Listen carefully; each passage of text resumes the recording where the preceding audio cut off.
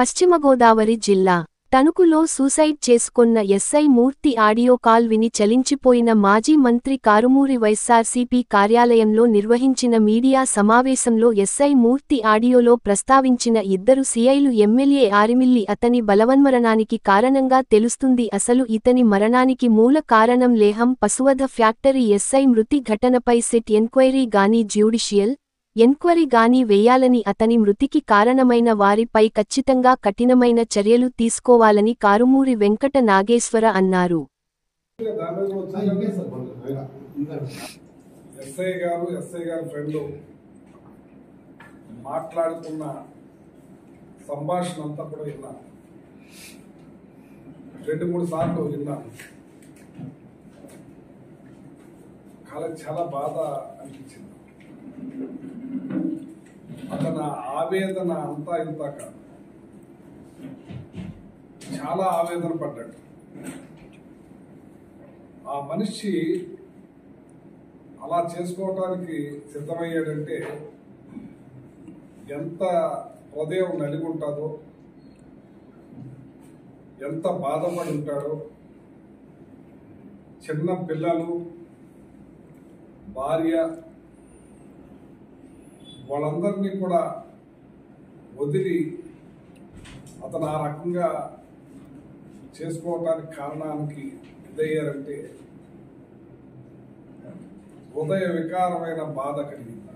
తట్టుకోలేకపోయింది. చాలా బాధ అనిపించింది. ఫామ్ పెట్టుకున్నాడు. బల్లిపాడి నుంచి ఒక ఏల్పూరికి సంబంధించిన వ్యక్తి ఏల్పూర్కి సంబంధించిన ఫామ్లో వాళ్ళ ఫామ్ లీజుకు తీసుకుని అక్కడ ఫామ్ పెట్టుకున్నారు. ఆ ఫామ్ని ఖాళీ చేయమన్నప్పుడు నేను వేరే చూసుకుని ఖాళీ చేస్తానని చెప్పటం, ఈ లోపల ఆ ఫామ్కి సంబంధించిన వ్యక్తి ఆ గేదెలను తీసుకెళ్లి ఆ బఫెల్లో వదకి అమ్మేయటం, అది రికవరీ కాకపోవటం వల్ల ఈ సమస్య అంతా కూడా ఉత్పన్నమైంది. ఆ గేదెలు దొరుకుంటే అసలు ఈ గొడవే ఉండేది కాదు. అతను డ్యూటీ చేసుకునేవాడు, అతను మంచి జరిగేది. కానీ ఆ గేదెలు ముసుగులో సెటిల్మెంట్లు జరిగి ఇప్పుడున్న ఎమ్మెల్యే గారి తాలూకా వాళ్ళు సెటిల్మెంట్లు చేసుకుని ఆ సెటిల్మెంట్ అమౌంట్ కూడా తీసుకుని ఒక వైరల్ అయింది. ఆ వీడియో చూడండి. ఆ వీడియో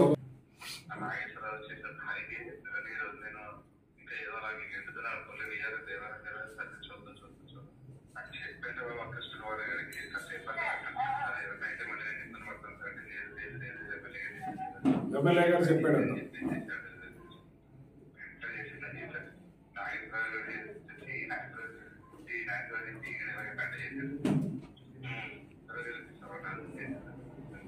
ఎవరు ఇద్దరు? పాత సీఏ కొత్త సీఏ మధ్యలో ఏమన్నాడు? ఎమ్మెల్యే.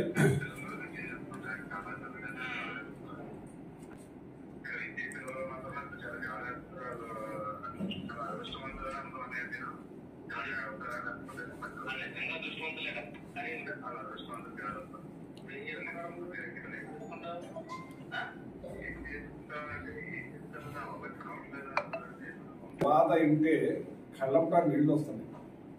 కానీ ఇక్కడ కర్కశంగా, దుర్మార్గంగా, ప్రాణాలంటే లెక్కలేదు.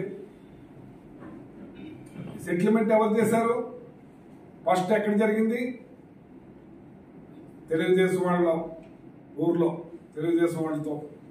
తర్వాత రూరల్ సీఏ ఆఫీస్ చుట్టుకున్నది. ఇతను చేసుంటే ఆ పశ్చాత్తాప పడడం, అంతో పని చేసుకునే పరిస్థితి ఉండదు.